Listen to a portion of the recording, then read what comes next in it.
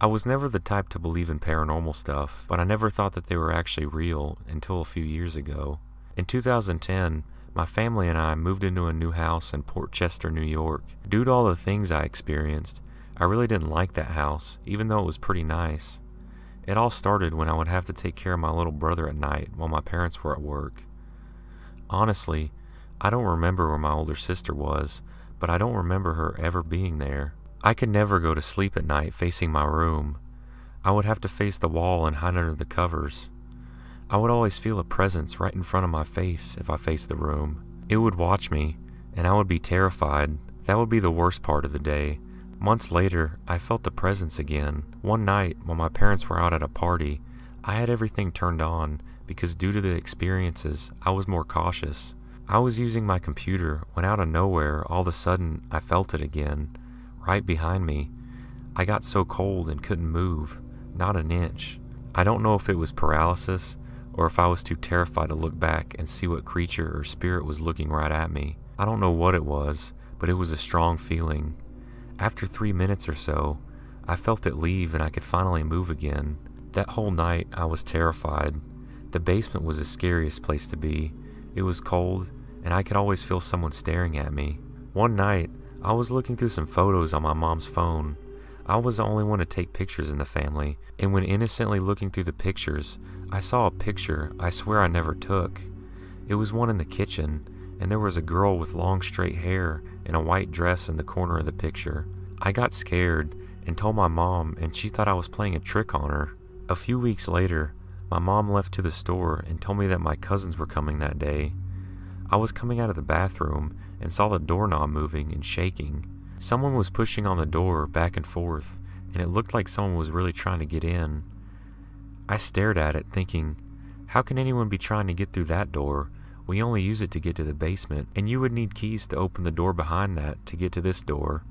I asked who was there, but there was no answer. Then it stopped, so I opened it, but no one was there. I thought my cousins were behind the wall and were going to jump out and scare me, so I waited.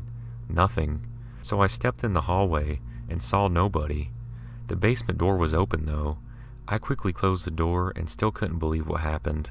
After moving to a different house, I was on the computer and decided to do some research on that house. I found an old article where it said that in the 1800s, there was a girl in her early 20s who passed away a few days after her marriage. It kind of shocked me that that girl could have been the one I saw in the picture, but she didn't seem harmful.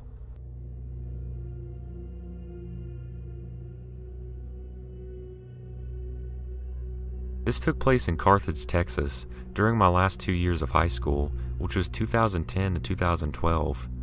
I was plagued with horrendous nightmares. They were so bad that I would be awoken in the middle of the night, every single night.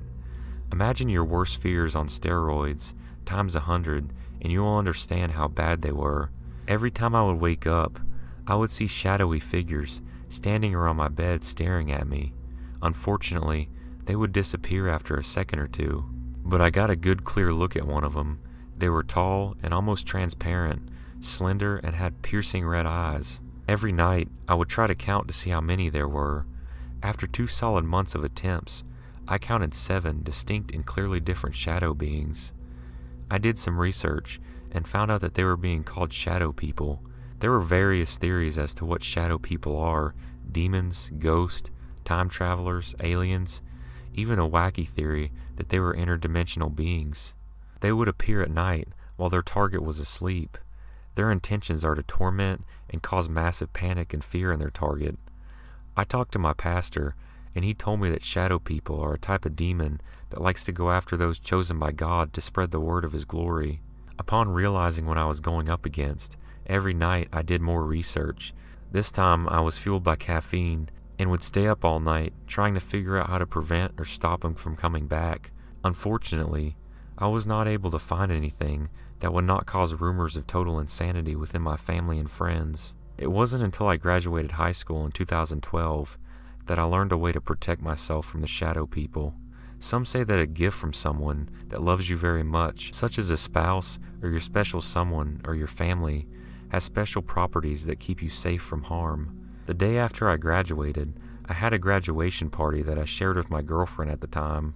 I received the normal kinds of gifts you get at a graduation party, but I was given something that I still keep to this day. After the main festivities, my girlfriend pulled me aside and handed me a box. She said that it was from her grandma, who thought the two of us would be together forever. The box was cardboard and approximately 1.5 feet long and 1 foot wide. I opened the box and pulled out a ceramic rustic cross.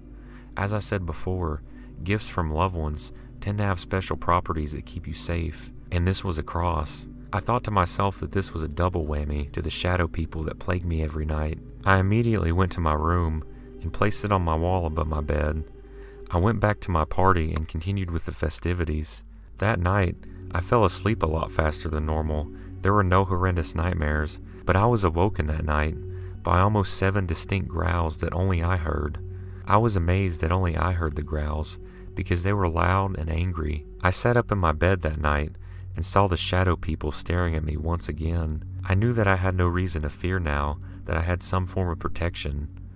I watched them as they disappeared downward through my floor. To this day, I've never had another shadow people-induced nightmare.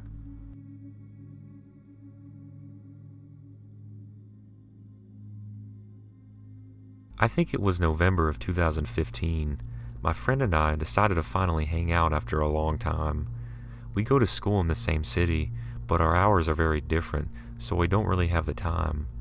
I had swim practice, and by the time I was done, she arrived home from school. I was done changing and walked past the cafeteria of our local arena. I threw a quick glance and saw a woman in a black dress with long black hair staring at me with completely black eyes. I looked away, but couldn't help but to throw one more quick glance because I couldn't believe what I was seeing. Every time, she still sat there and stared at me. I got a strange demonic vibe from her. When I passed the cafeteria and couldn't see her anymore, my friend ran up behind me. She had jumped off at the arena and waited for me in the small cafeteria, but I hadn't noticed her, obviously. I asked if she had seen the woman sitting there, and she didn't remember anyone. I was kind of freaked out, but I haven't seen the woman since.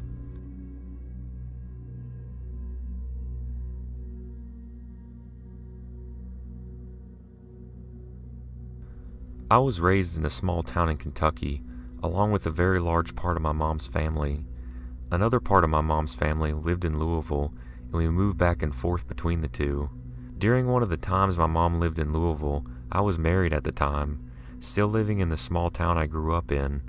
I drove back to spend the day with her, but I had to get back home because it was starting to get dark outside and had close to a 60-mile drive.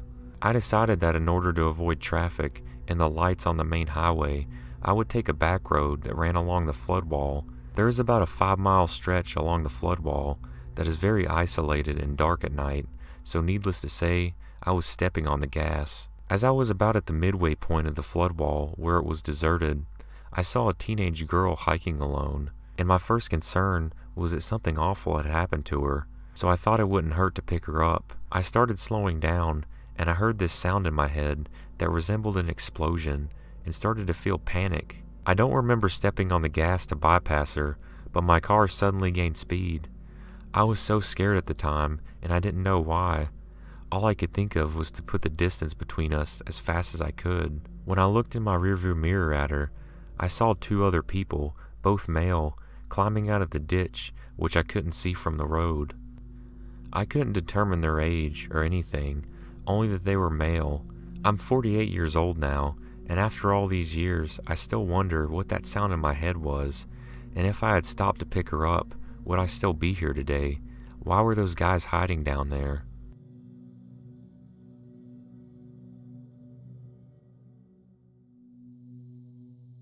When I was about 7 or 8 years old, my family and I lived in an old holler.